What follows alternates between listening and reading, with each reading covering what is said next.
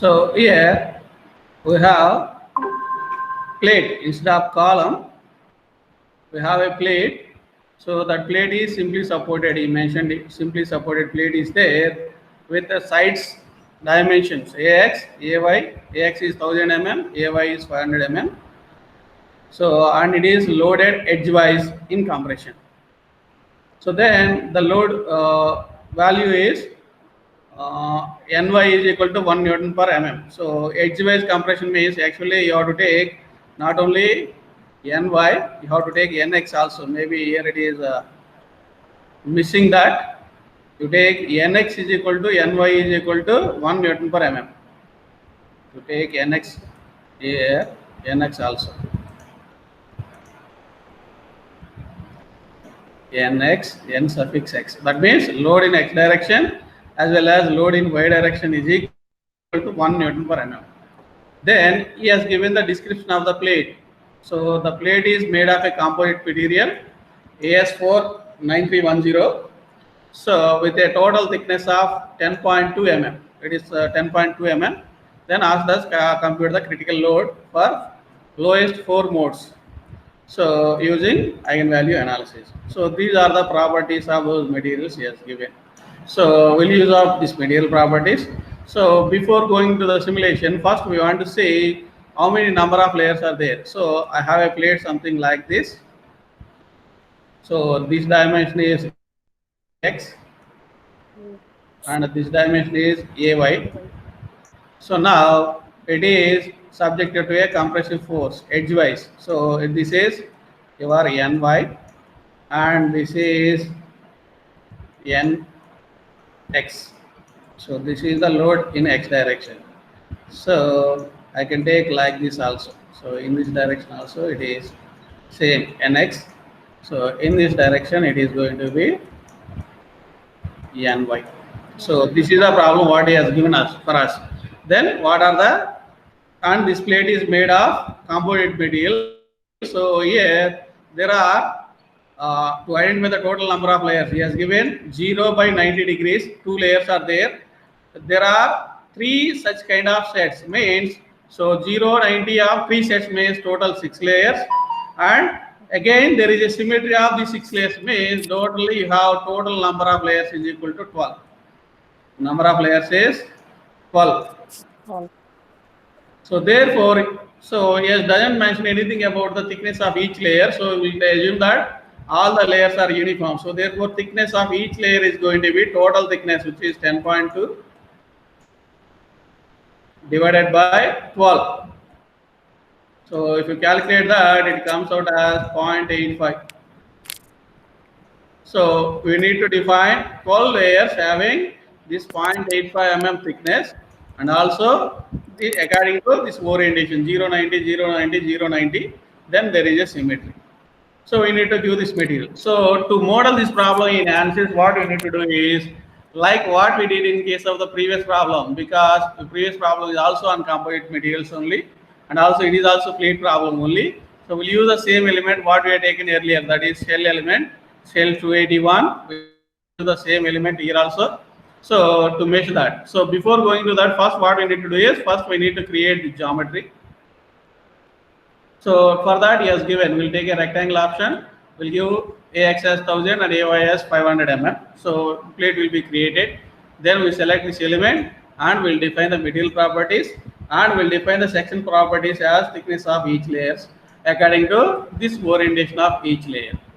After done that, next we need to apply the loads and boundary conditions. So here he has given that the load is acting on all 4 sides, but there is no support at all. So in the software, you calculate this as is, because without support, it will say that there is a rigid body motion and the problem cannot be solved. So therefore, what we'll do is we'll replace these loads on one direction. So also here on the bottom load also, what I will do is we'll replace this one by a support condition so that it is equivalent to the applied load. So for that, what we need to do here is, so here I need to, in this direction I need to place a constraint, that is uy is equal to 0. So uy is equal to 0 means, so if I apply support in this direction, now if it is pressing like this. As for our support reaction, if you calculate the support reaction, you are going to get the same force whatever applied here, you will get the same reaction. That means it is same. Similarly, I will put a support in this direction for this. So therefore, the reaction at this support is same as the applied force here in this direction. So therefore, on this edge, I need to take Uy is 0, means I need to support in vertical direction. On this edge, I need to take Ux is equal to 0. To support or to model this load, whatever load is acting, equivalent load will be acted in this direction. Because so without support, the software cannot solve. We remodel the load as a support. So that is the thing. And then the condition what he has given is it is a simply supported plate. So that means along the edges, along the 4 edges, it is simply supported. Means what you have to do is in the lateral direction, that is UZ should be 0 along all these edges. So these are the conditions what we need to impose. So then first in the software directly we won't solve this linear buckling problem. So there is a common procedure in the software. The common procedure is first you need to run the pre-stress static analysis, then we'll go for the eigenvalue analysis or mode buckling analysis. So we are doing only linear buckling analysis here. So the analysis is going to be only linear. Okay. So with this data, we have clarity. Then we'll go to the simulation and we'll try to solve the problem in the simulation. Okay. So I'll already open the software. So I'll remove this. So now I'll go for first I'll add the element what we are using for, which is a shell element. So go for add shell, then 8 node 281, click OK. Then what we need to do is we need to define the material properties. So material models, structural, linear, elastic, and our material is here orthotropic because it is composite. So which is orthotropic, you need to enter all those material properties now, whatever he has given. So EX is 145.880.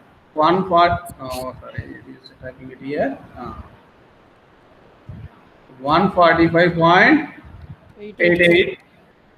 Then 133.12.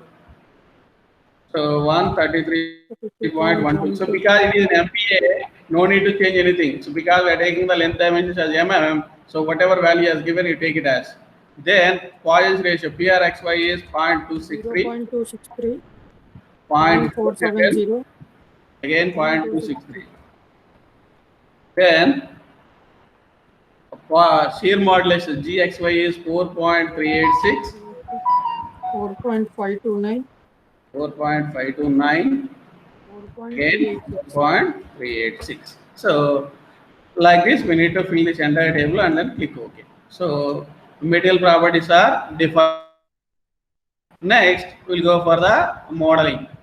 Or else before that, we'll go for the section details. So to add all those 12 layers, what we need to do is, so 090 of 3 layers there, again symmetry is there. We already calculate the thickness. So therefore, I'll go for sections.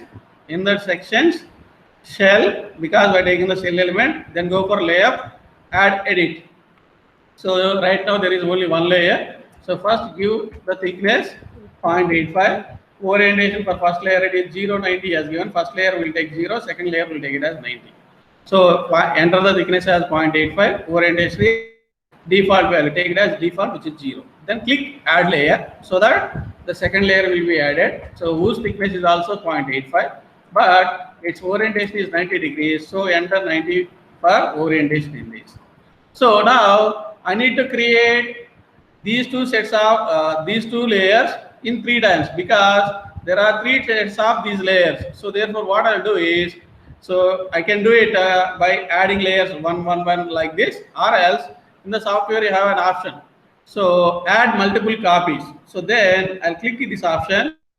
So then number of copies should be 2 because this is already. So I required only 2 more sets. So I'll enter the number of copies as 2. Click OK. See there are now 6 layers are added and in order. So first one is 0, 90, 0, then 90, then 0, then 90. 6 layers are added. So these are the 6 layers. For these 6 layers there are another 6 layers which are symmetry. So here that's what he has given. Symmetry S means there are another 6 layers for the symmetry. So again that also add it manually, but here what we'll do is again we'll use the software to add that symmetry. Simply what I'll do is I'll go for the tools and I'll click add symmetry. So therefore the total 12 layers will be added. So and also accordingly the angles will also be created. So now next I want to check whether it is I have given the data properly or not. I'll go for the summary. See here number of layers 12, should be 12 and total thickness should be 10.2. So if I verify all these things, if they are okay, so as per the given data, then I'll go for proceed further. So that means we define the section properties. Then I'll go for the creation of the geometry, which is nothing but a rectangle. So to create a rectangle, I'll go for areas. Then in that you have a rectangle, you go for 5 dimensions. So here x1, x2 coordinates, x1, x direction is given 1000, 0,000 I'll take. In y direction he has given AY as 500, I'll take it as 0,500, then I'll click OK. So this is the rectangular area what you need to create. So once you've done that, you need to convert this area into a FE model just by meshing it. So to do that, you click on meshing, go to mesh tool. So before going to mesh, we need to specify how many number of elements we need to have. So for that, I'll divide the number of divisions or number of elements for each line using this line size control option. Click on these lines under size control, then go for pick all lines. Pick all means all lines will be selected. So I'll give edge length as, let us say, 25. So that means each element will have a length of edge length of 25 mm. So then I'll go for meshing. I'll click on mesh. I'll select this area. Click OK. So it will be done. So that means, so you can see the meshing here. That means our geometry is converted to a FE model. So now I'll close this FE mesh tool. Then what I need to do is I need to apply the loads and boundary conditions. So to do that, first what I need to do is first I'll apply the boundary conditions, then I'll go for the load. So boundary conditions can be applied through displacements. So here I'll go for displacements on nodes. Like what we discussed, along these 4 edges, your UZ should be 0. So to select all the nodes along these 4 edges, what I will do is I'll use this box option. Then I'll draw a rectangle. So further nodes which are going to be selected. So like this, see, you can see that all the nodes are selected in a with the small boxes. Similarly, this side also, this edge, again, this edge, and this edge.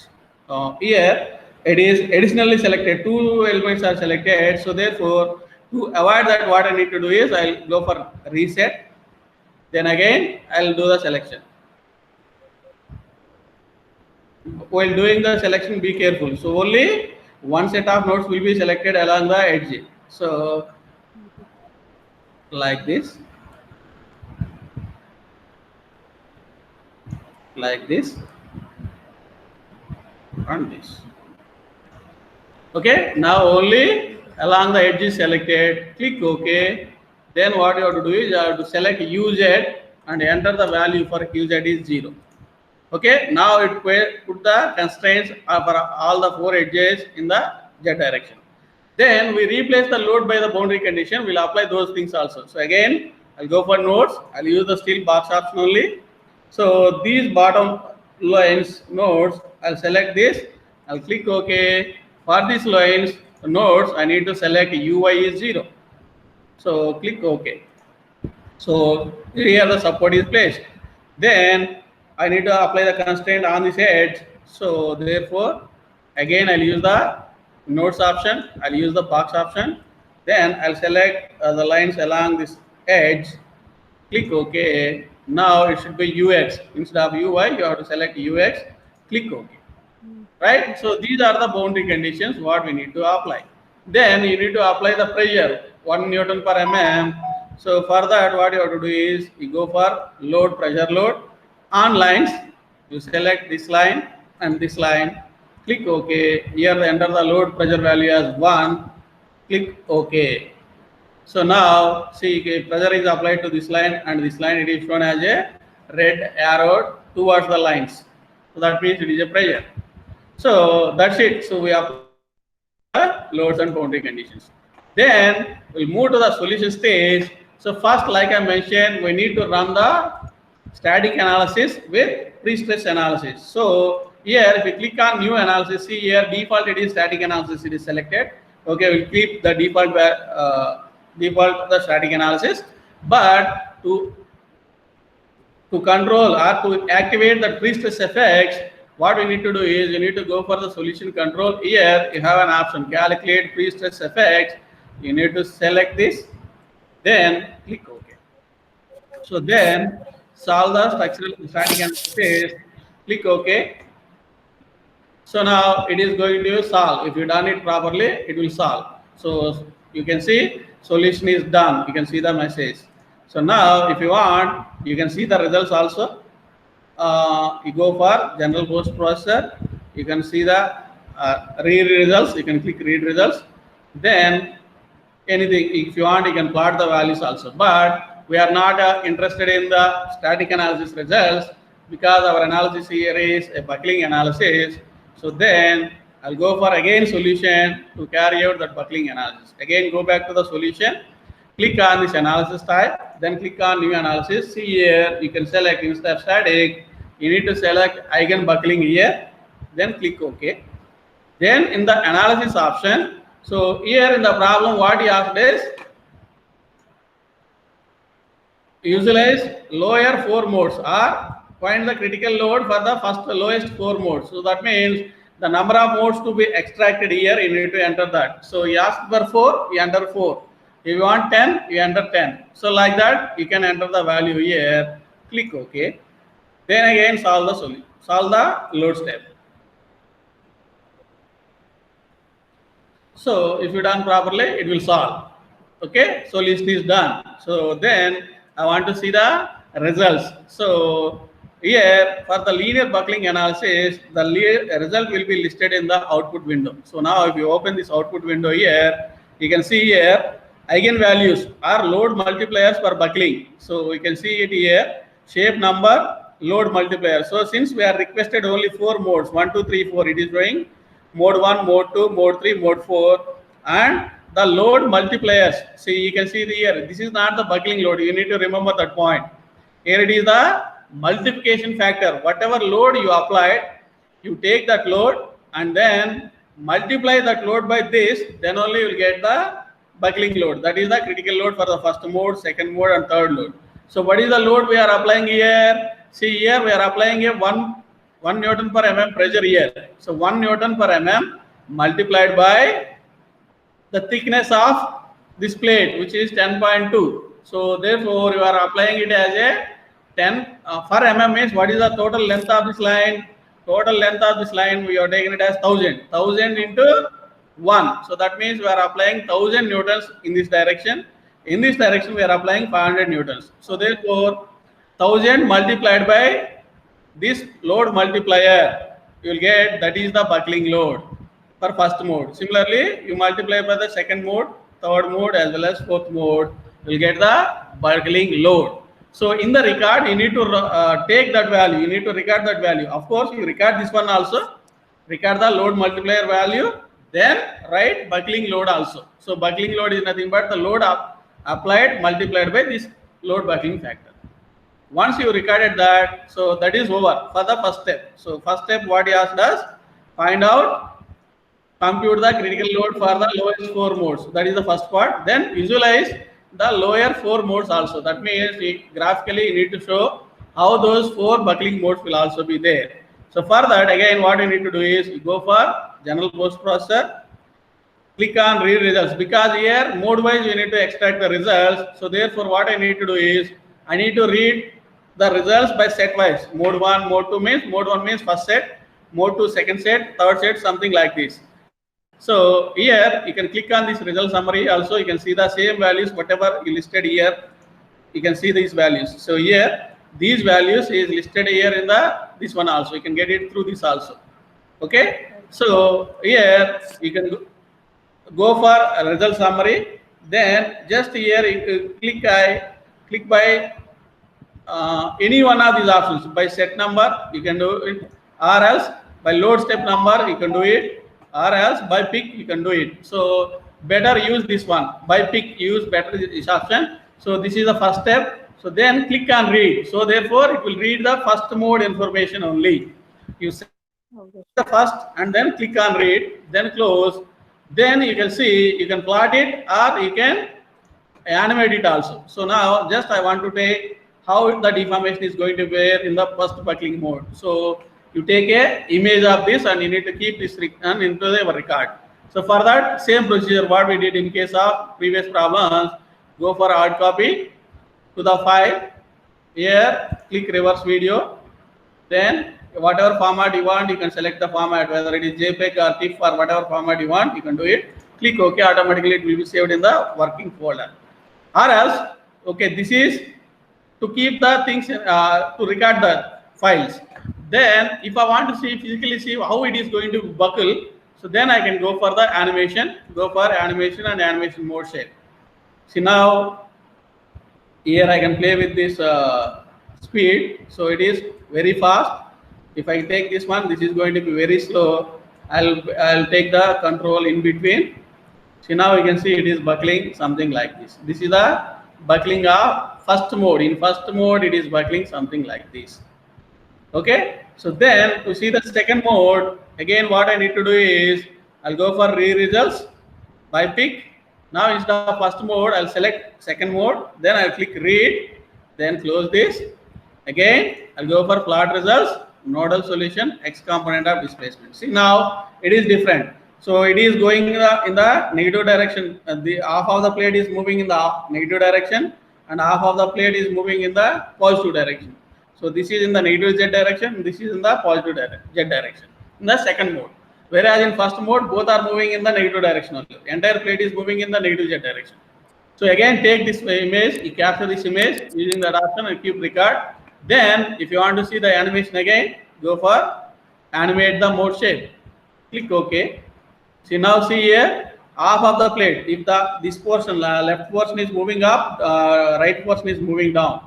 So they are moving in the opposite direction. So this is the second mode.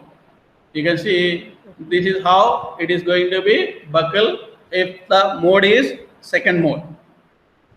Similarly, we can do the third and fourth mode also. So again go for results by pick, then select third mode, then click on read, close, then plot the displacement plot.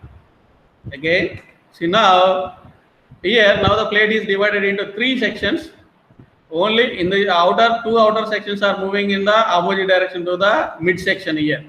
So you can see that here. So I'll show you that through animation also you can see that, you can understand that. See now you see here only 1/3 of portion is moving in one direction, remaining 2/3 is moving in the opposite direction. So it is going to be the third mode. Similarly, I'll go for the fourth mode also. Go for results again by pick. Now pick the fourth one, click read, close. First plot the results, nodal solution, x z component of displacement. See now it is divided like this and like this also. So four parts. The plate is divided into 4 sections. So opposite sections are moving in the same direction. So these two opposites are moving in the positive direction and these two are moving in the negative direction. So this is the fourth mode. You can, if you want, you can visualize that through animation also. See, this is how it is going to move. So in record you cannot keep this because it is an animation, it is a video file. You cannot keep this in a record. So in record what you can do is you need to take those displacement pictures and you need to keep them in the record. Okay.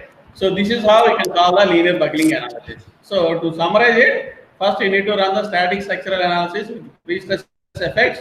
Then you go for the linear buckling analysis. So once you have done that, then you can see the load multiplier. You won't get the directly buckling load, you get only load multiplier. So take that load multiplier and multiply with the applied load so that you'll get the buckling load. Once you have done that, then go for visualization of the modes. So how first mode, what is the deformation is going to be in the first mode, second mode, third mode, and fourth mode, like this. Okay? Okay. Is it okay or any doubt? Yes, sir. Okay, sir. Okay, sir. Uh,